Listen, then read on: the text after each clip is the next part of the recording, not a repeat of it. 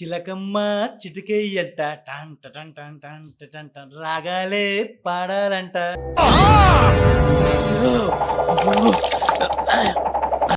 సింగారాల పైరుల్లోన బంగారాలే పండేనంట పాడాలి. రే ఏంటిది మాకేంటిది అంటున్నాను. హాయ్ అండి, వెల్కమ్ టు షోగాడు.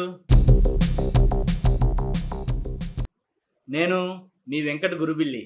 ఈరోజు మనం బ్లాస్ట్ ఫ్రమ్ ది పాస్ట్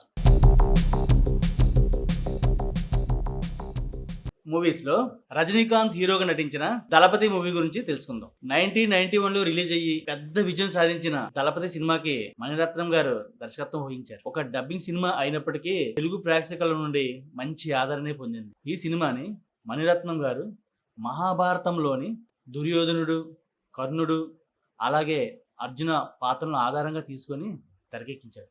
దుర్యోధనుడు, కర్ణుడు మధ్య గల స్నేహ బంధాన్ని చాలా క్లియర్ గా చూపించారు. రజనీకాంత్, మమ్ముట్టి, అరవింద్ స్వామి కలిసి నటించిన దళపతి ప్రేక్షకుల కనులకు కనువిందునిచ్చింది. సహాయ పాత్రలో శ్రీవిద్య, శోభన, భానుప్రియ, గీత, అమరీష్ పురి, అలాగే జయశంకర్ నటించారు. బజ్జీ, మిరపకాయ బజ్జీ, అరటికాయ బజ్జీ, తమలపాకు బజ్జీ, లడ్డు, బందరు లడ్డు.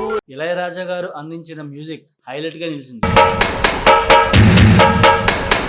సింగారాల పైరుల్లోన బంగారాలే పండేనంట పాడాలి. సంతోష్ శివన్ అందించిన సినిమాటోగ్రఫీ చాలా బాగుంది. మరి కథలోకి వెళ్ళిపోదామా?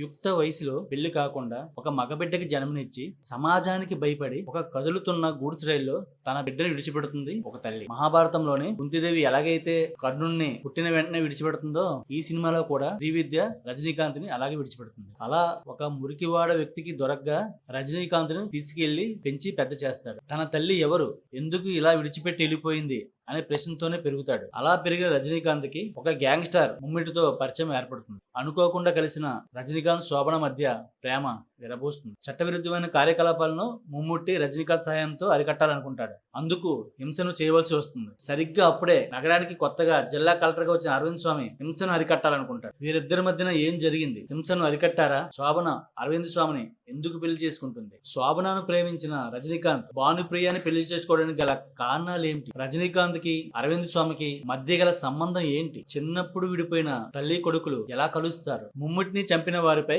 రజనీకాంత్ ఎలా కక్ష తీర్చుకుంటాడు అనేదే ఈ సినిమా. ఈ సినిమాలో ఎక్సలెంట్ సీన్ ఉంటుందండి, చాలా బాగుంటుంది. అది ఏంటంటే, ఒక తల్లి కొడుకులు ఒకరికొకరు తెలియకుండా గుడికి వస్తారు. కానీ వాళ్ళిద్దరు తల్లి కొడుకుల విషయం కూడా వాళ్ళకి తెలియదు. గుడిలోకి వెళ్ళిన తర్వాత దేవుడికి దండం పెట్టుకుంటూ ఉంటారు. కరెక్ట్గా అదే సమయంలో ఒక ట్రైన్ సౌండ్ వినిపిస్తుంది. ఆ సౌండ్ విన్న వెంటనే ఇద్దరు కూడా వెనక తిరిగి చూస్తారు. ఒకరికి ఒకరు తెలియకపోయినా వాళ్ళిద్దరు వెనక తిరిగి చూసి ఆ సౌండ్ కి వీరిద్దరి మధ్యలో ఆ ట్రైన్ కి ఏదో సంబంధం ఉంది అన్నట్లు దర్శకుడు మణిరత్నం గారు చాలా బాగా చూపించారు. సర్వాభీష్టఫలసిద్ధ్యర్థం మహావిష్ణు ప్రీత్యర్థం మహావిష్ణు పూజాఖ్యం కరిష్యామః.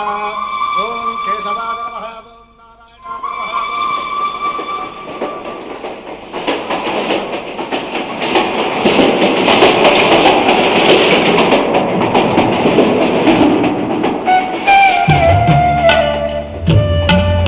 ఇలాంటి సీన్లు తీసేటప్పుడు తీసే విధానంలో ఏమాత్రం తేడా వచ్చినా ఆ ఫీల్ అన్నది పండదండి. చాలా బాగుంటుంది సీన్ మాత్రం. రజనీకాంత్, మణిరత్నం, ఇళయరాజా, శ్రీవిద్య వీరితో పాటు మరో ఇద్దరికి కలిపి మొత్తం 6 అవార్డులు ఈ సినిమాకి వచ్చాయండి. మరో బ్లాస్ట్ ఫ్రమ్ ది పాస్ట్ మూవీతో మళ్ళీ కలుద్దాం. Please like, share, please like, share, subscribe.